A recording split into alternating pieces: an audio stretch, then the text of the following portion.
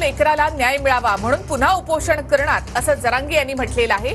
16 September पासून माझं उपोषण पुन्हा एकदा सुरू होतंय असं मनोज जरांगे यांनी जाहीर केलेलं आहे।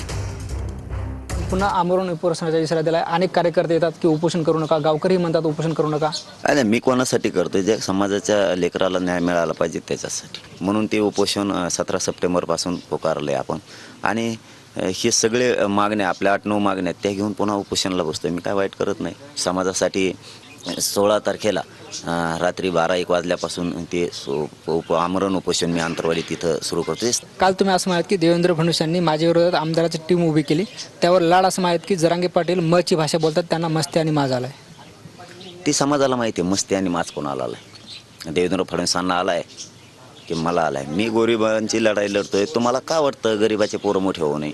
का तुम्ही आरक्षण देत नाहीत मराठ्यांना? आम्ही राजकीय भाषा पण बोलत नाहीत ना। तुम्ही आरक्षण द्या, तुमचा आमचा विषय संपला। आणि माज कसा असतो, काय असतो, तुम्ही आरक्षण तर देऊ नका म्हणा, मग कळन तुम्हाला कचका मराठ्याचा कसा असतो ते। तुम्हाला ज्या मस्त्या चढल्यात ना, हे जे ट्रॅप रचेला देवेंद्र फडणवीसनी, आमदार इथं लय बुळबुळ येतो। हे आमदार हे बुळबुळ गाड्या लई येत असल्या। हे आमदार काही संघटना, काही संघटना आहेत, काही समन्वयक येतं, काही अभ्यासक येतं, काही तज्ज्ञ येतं, ते फोडाफोडी चालू केलेली।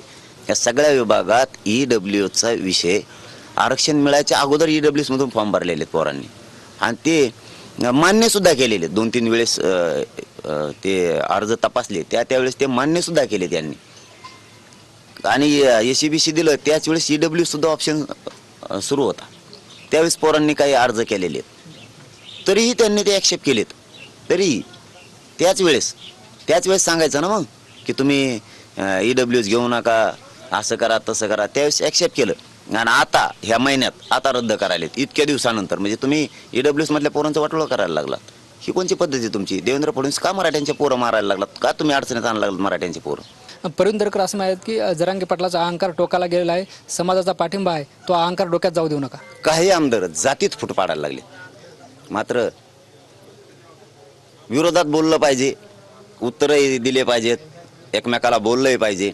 हे काम दरेकर साहेबांनी केलं, पण समाजात फूट नाही पाडली।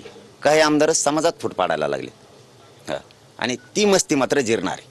समाजात आंदोलनात फूट पाडणाऱ्या आमदारांची मस्ती जिरणारी।